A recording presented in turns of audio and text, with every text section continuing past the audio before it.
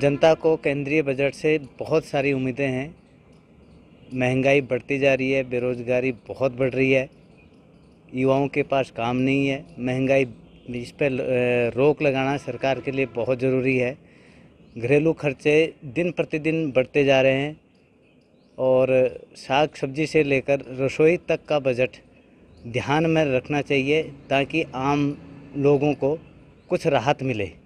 सरकार को बजट में किसानों, युवाओं व सभी वर्गों का ध्यान रखना चाहिए और एक सम्मिलित बजट बनाना चाहिए। 1 फरवरी को पेश होने वाले बजट को सभी को अच्छी होने की उम्मीद है और खासकर युवाओं को लिए ये अच्छा होना चाहिए। जैसे उनको नौकरी के लिए थोड़ी अच्छी मिलनी चाहिए, जैसे रोज़गार मिल सके, और महिलाओं के लिए भी ये बजट अच्छा होना चाहिए, जिससे रसोई में यूज़ होने वाली वस्तुएं थोड़ी सस्ती हो तो उन पे ज़्यादा लोड नहीं पड़ेगा। और किसानों को विशेषकर इस बजट के लिए बहुत उम्मीदें हैं, क्योंकि किसानों को खाद, स्प्रे वगैरह जिनमें थोड़ी सस्ती होगी और कृषि यंत्र वगैरह में भी थोड़ी सहूलियत मिले, जैसे खरीदने के लिए तो ज़्यादा पैसे ना लगे। मैं मोदी सरकार से यही उम्मीद करता हूं कि इसमें हमें रोजगार, शिक्षा और स्वास्थ्य की सुविधाएं उपलब्ध करवाई जाए। और जो हमारा बेरोजगार जिन्होंने अभी तक पढ़ाई कर चुके हैं उनको अभी तक रोजगार नहीं मिल पा रहा है। स्वास्थ्य की सुविधाएं जो है हमारी वो टैक्स फ्री होनी चाहिए।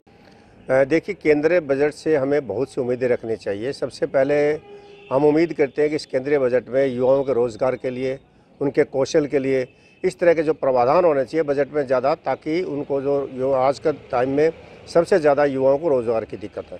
दूसरा, जिस तरह से किसानों का लगातार प्रदर्शन चल रहा है उसको देखते हुए कृषि बजट के अंदर भी जो बजट है उसका अधिक प्रावधान करना चाहिए, ताकि जिस तरह से समय समय जो किसानों की मांग है या जो उनकी जो मांगें पूरी की जा सके और बजट का एलोकेशन हो सके। तीसरा, सबसे मैं ये भी कहना चाहूँगा कि हमारे चारों ओर देश से चाइना के साथ, पाकिस्तान के साथ जिस तरह कॉन्फ्लिक्ट लगा रहता है, यानी अच्छे संबंध नहीं है, उसको देखते हुए कि हर हाल में मैं चाहूँगा बीइंग ए पूर्व डिफेंस पर्सन होने के नाते कि जो सेवाओं का, सर्विसेज का जो बजट है यानी डिफेंस का बजट है उसके अंदर भी ज़्यादा बढ़ोतरी होनी चाहिए। और इस तरह से जिस तरह से पिछली बार जो बजट में आपने देखा होगा 2024 में भी युवाओं के लिए, कौशल रोजगार के लिए इन चीज़ों पर आधारित बजट था, तो इसमें भी बजट उन पर आधारित होना चाहिए।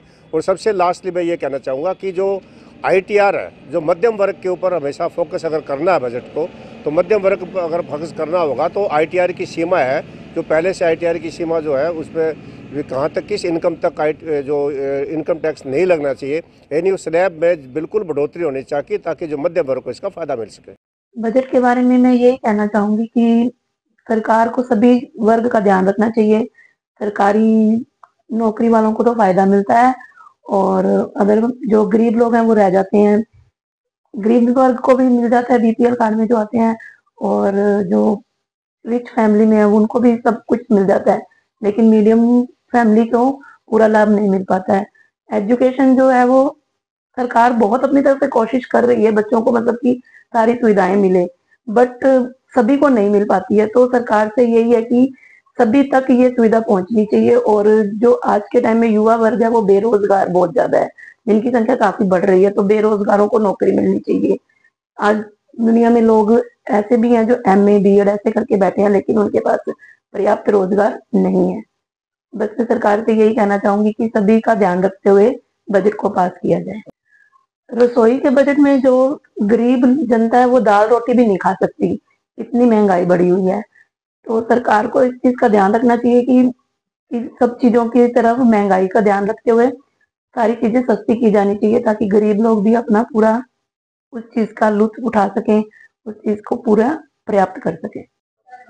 बजट को लेके हमें केंद्र सरकार से ये आशा है कि जो आने वाला बजट है उसके अंदर युवाओं के रोजगार का मेन जो मुद्दा है उस पर सरकार ध्यान देगी बजट के अंदर, या जो महंगाई का मुद्दा है उस पर ध्यान देगी, या जो आम आदमी के लिए जो इनकम टैक्स में रिबेट देने की बात है उस पर उम्मीद है।